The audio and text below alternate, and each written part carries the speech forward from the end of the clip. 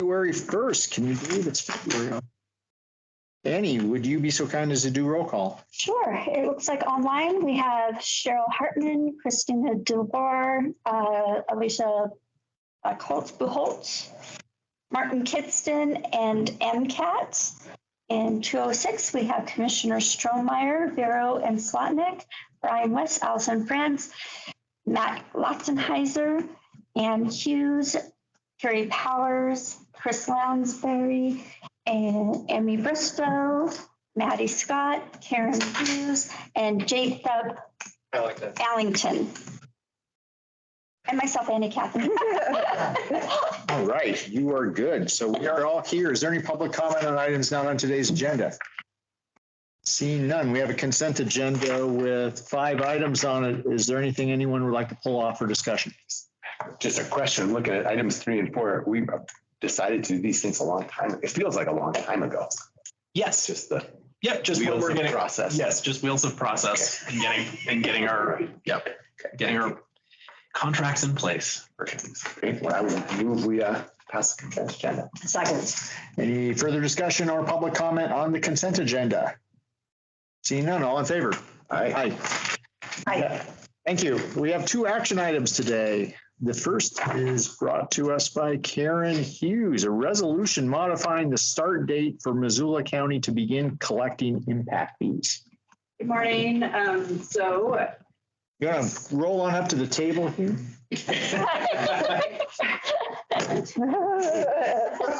Awkwardly roll up to the table. Thank you. As stated, this is a request to approve a resolution that modifies the start date for collection of impact fees.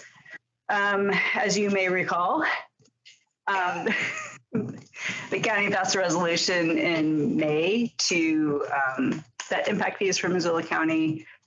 They were due to take effect on January 1st. You continued the start date to February 1st. And as we've kind of dove into the administration requirements, realized we need a little more time in order to adopt interlocal agreements with both the city and Frenchtown Rural Fire, and then also have the administrative policies, procedures, forms, software updates needed for impact fee collection and administration.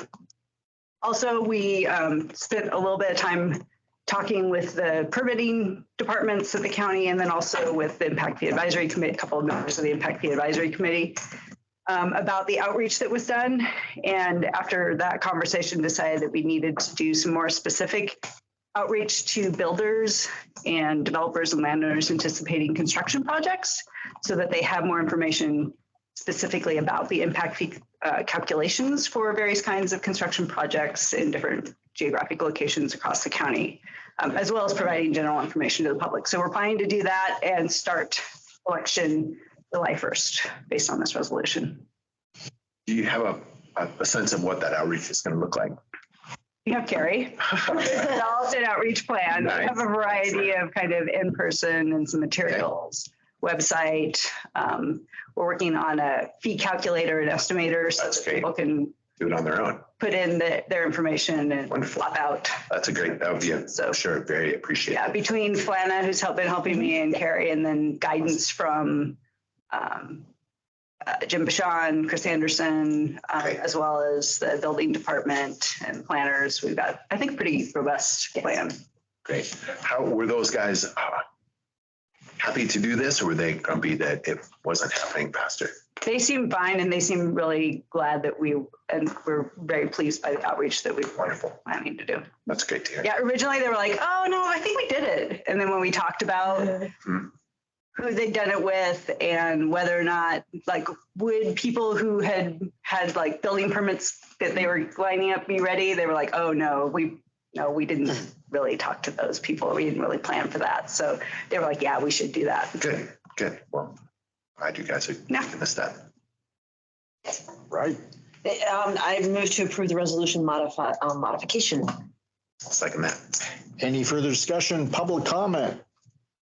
Questions from Martin Kidston?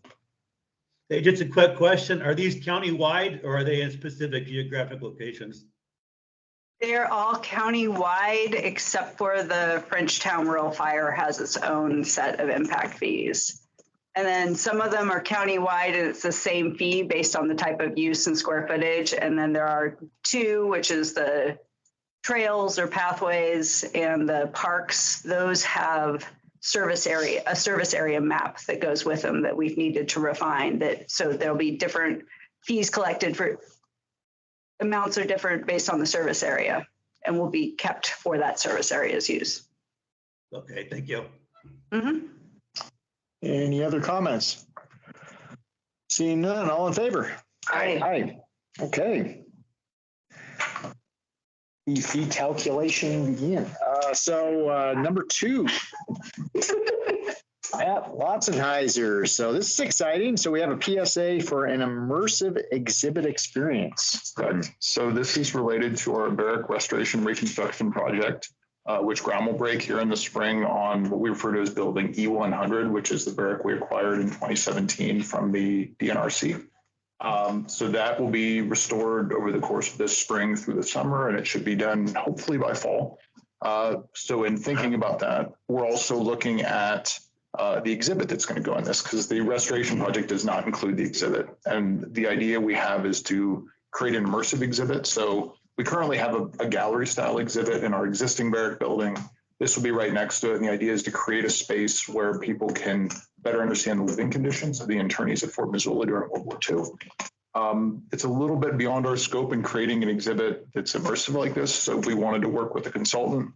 We wrote a grant with the Institute for Museum and Library Services that we received for $50,000 for that project. And then the Friends of the Museum executed a fundraiser to get us to the $79,000 that we need for the project. So it is fully funded through those funds. We would start working with Historical Research Associates, which we went through a limited solicitation process to select. We'd start working with them middle of February, which is this month, amazingly.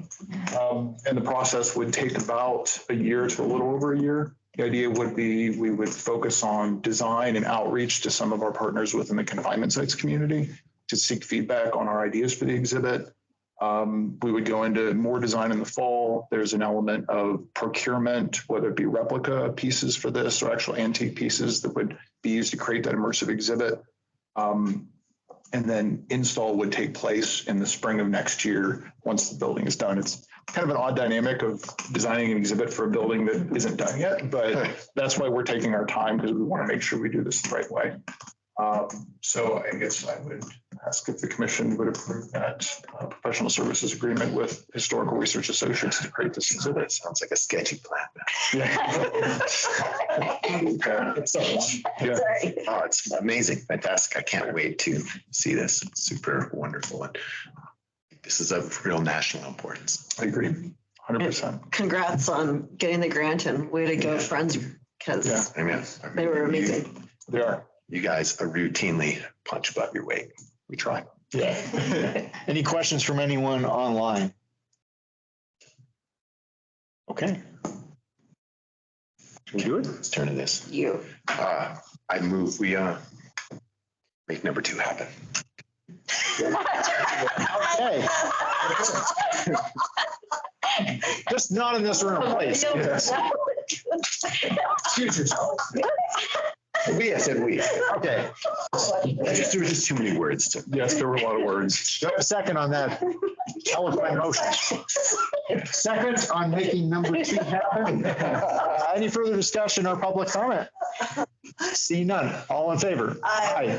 I think there's a great headline for the Missoula Current. Yeah, press release coming. Commissioners make number 2 happen. All right. Anything else that we need to deal with today? All right. Have a good day, everyone. Thank you. Thank you. I wish that would have been a